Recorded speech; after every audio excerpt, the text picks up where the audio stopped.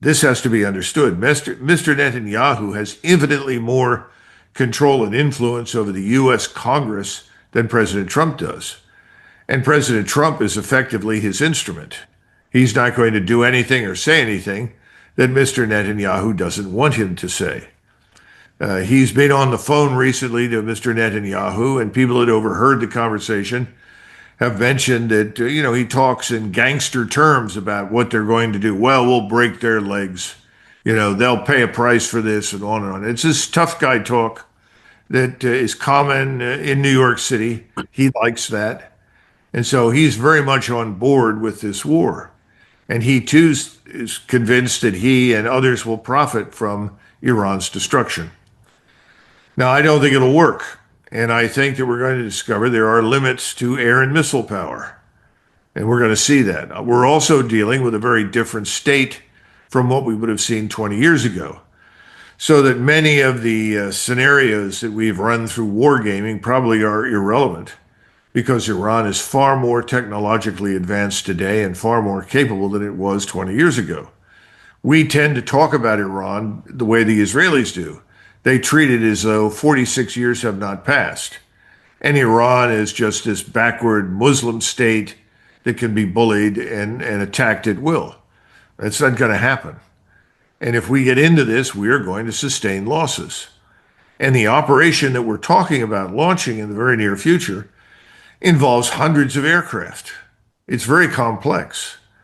Everyone thinks it's simply a function of fly B-2 bombers that are invisible, invulnerable, invincible at 40,000 feet over Iranian airspace and drop these munition penetrators that are supposed to punch through mountains and destroy the so-called radiation or uranium enrichment facilities. In truth, this is going to focus, I think, primarily on the destruction of the regime.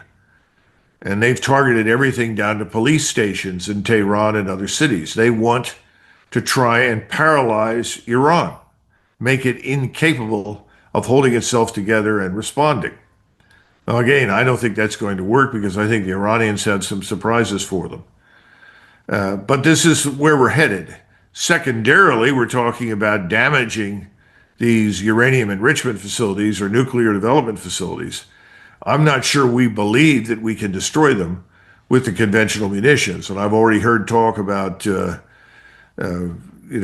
MRR. This is minimal residual radiation warheads. In other words, low yield nuclear warheads designed to penetrate these places and that they might come into use. I think that would be a very bad idea because I think that would open Pandora's box in a major way. So I think there's a certain amount of reality intruding in thinking about how far you're going to get punching through mountains. But I see much more confidence in their thinking about what they can do to destroy and dominate Iran itself. Again, I think it's very dangerous. I think the whole thing is very complex. And I don't think ultimately it will work. But we will see. In the meantime, the Chinese, the Russians, and others, Pakistanis, and not just those, but other countries have poured assets into Iran to help the Iranians defend themselves. I think some of these will make a difference. So this is no cakewalk. And this is going to be very dangerous and very complex. And even on the best day, it might not work. President Trump is largely impulse and emotionally driven. And he's influenced by his supposition that we today are the nation we were in 1991. We're not. In other words, he looks through the window at the White House, out across the Washington Monument, and the beauty that he sees, and he sees what he believes to be unchallenged power, prosperity, that makes any contest with anybody, a foregone conclusion, especially against a state that he's being told is a backwater, led by this strange old man wearing a black turban. How could he take that seriously? So I don't see him changing his mind. I see no evidence for that at all. And I think he's going to carry through on this. Now, you mentioned something else that I think is very important to explore. You said, look at all the pushback in the United States. I don't see it. The American people aren't paying that much attention. The average American is worried about whether or not he can get a six pack of beer tonight and watch the game on TV. As long as he can afford gas for his car and he goes to work without disruption, doesn't make a great deal of difference to him. And remember that he believes that war is something that happens on someone else's soil. Now, he can be rapidly convinced that he's wrong if things go badly here at home in the United States. We just admitted an estimated 30 million people into the country about whom we know absolutely nothing. There is no strategy for mass deportation. The assets for it don't exist. This is all being badly handled. The man who's in charge, this Mr. Homan, is focusing, understandably, on what he knows as a policeman, on criminals that are well identified. But that's a fragment. And there are many, many, many more out there that he knows nothing about. My point to you is if you listen to President Trump, listen to what he says, and then ask yourself, what has he done? Remember, he said, when I was president, I built the wall. No, he didn't. Now he's saying, see, you don't see people pouring into the country. But he's missing something. All the illegal ports of entry are being used by the drug cartels to move drugs and human trafficking into the United States, and also being used to bring in truckloads of cash from the United States into Mexico. What I'm trying to tell you is optics are one thing, reality is another. President Trump has always been very much about optics. And optics right now in the United States are these magnificent pictures of aircraft carrier battle groups steaming through pristine waters in beautiful sunshine with all these airplanes. But we have learned over many, many decades the ultimate impact of these things is minimal, if any. And again, we go back to the original point. You talked about how do you support this? How do you rearm? How do you replenish? It's very difficult. We're betting once again too much on what the Israelis bet on to begin with, a knockout blow. Big mistake. This is a continental power. It can absorb serious punishment, and it will fight back. What happens when we do start to take losses? What happens if we lose any capital ships? What happens when the bases that we occupy are blown up? Then the Americans who are otherwise enjoying their beer and watching the game will say, wait a minute, what's this?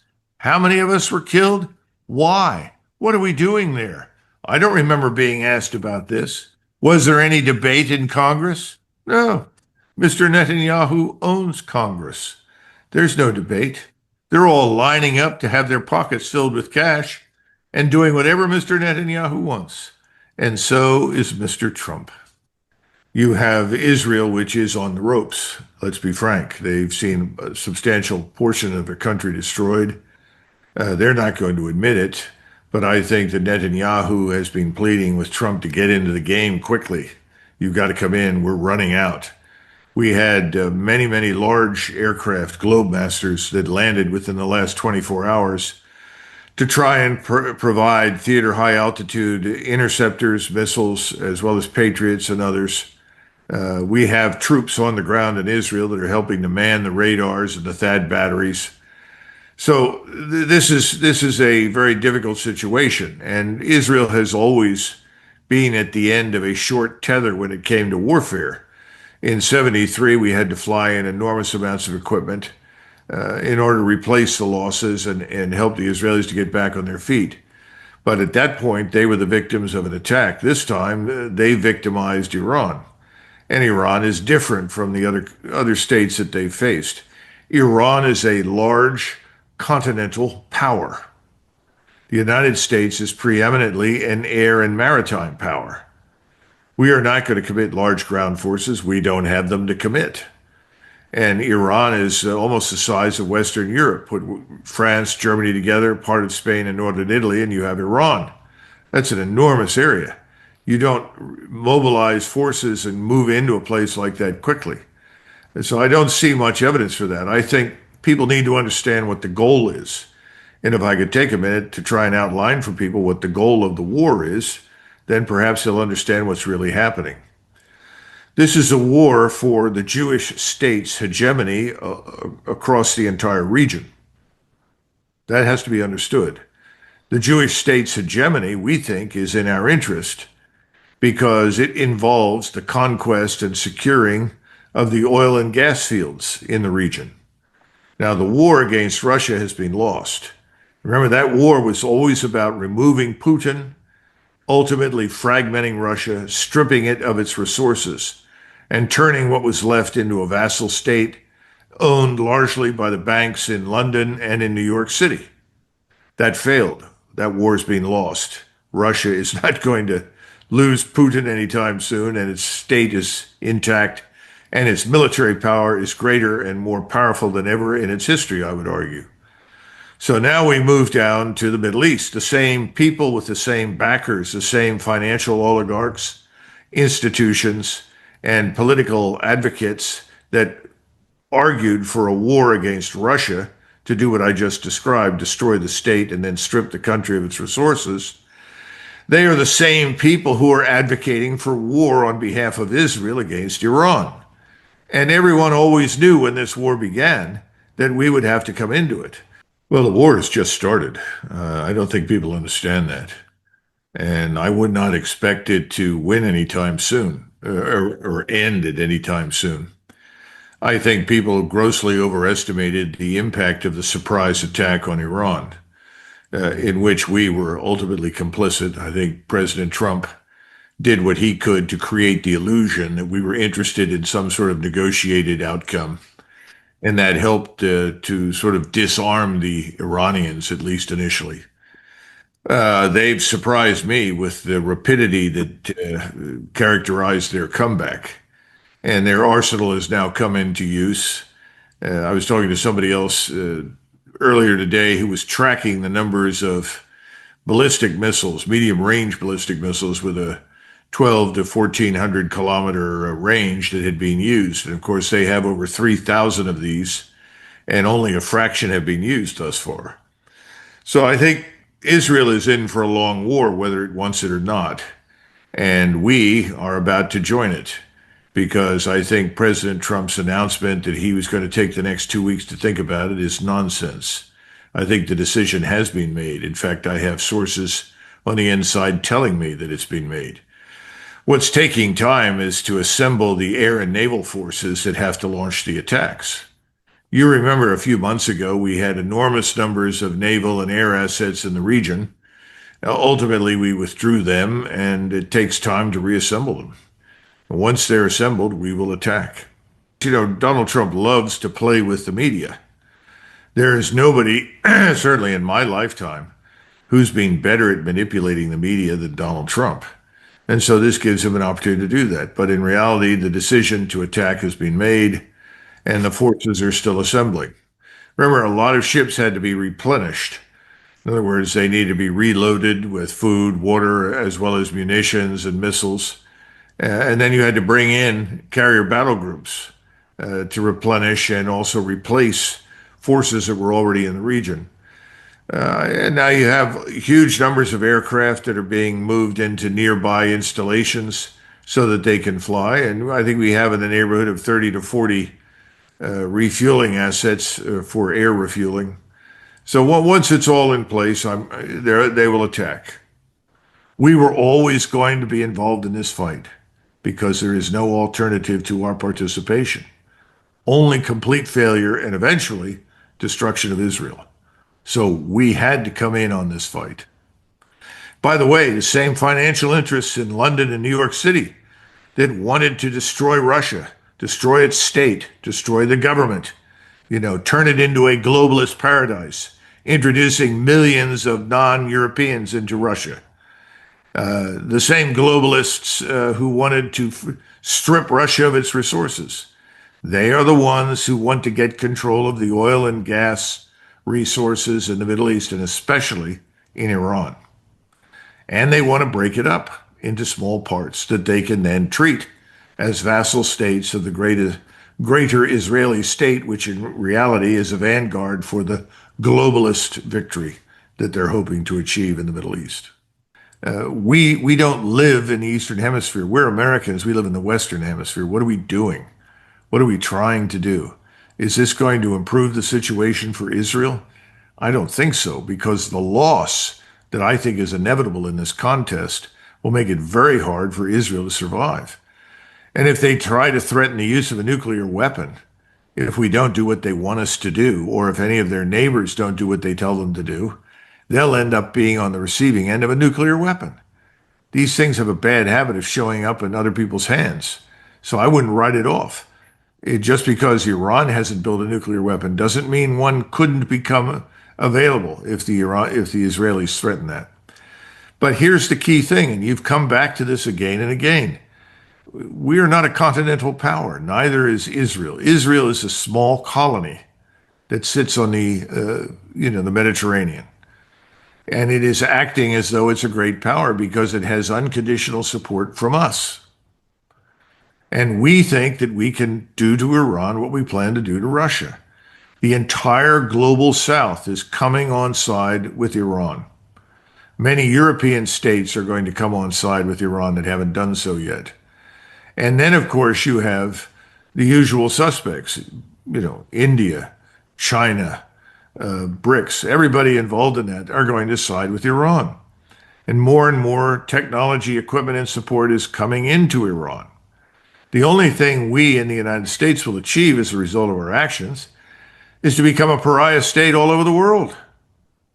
We're going to be hated and despised for what we're doing. We already are, but it's only going to get worse because the war is going to get worse. Now, will the war last a week, 12 months, 18 months, 10 days? I suppose a lot of that depends on the destruction. And right now, the destruction on the ground in Israel is substantial.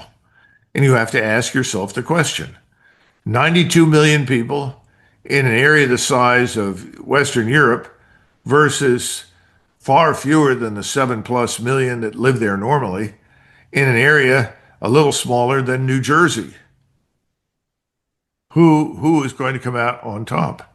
Can the aircraft carrier battle groups and the United States Air Force make a profound difference to that outcome? I'm skeptical. At this point, though, do you think the Americans or Israelis could use a tactical nuclear weapon? I think there's a real possibility that in desperation, the Israelis will. And ultimately, there may be voices arguing for that. That's why I mentioned the MRR, minimal residual radiation, low yield nuclear warheads. There could be. I think it's a very serious mistake. I think that's a degree of escalation that we should not move to under any circumstances. But remember, you're dealing with arrogance and self-delusion. That's a dangerous combination that inevitably results in failure. And we are all about arrogance, all about self-delusion. I wish it were not the case, but it is.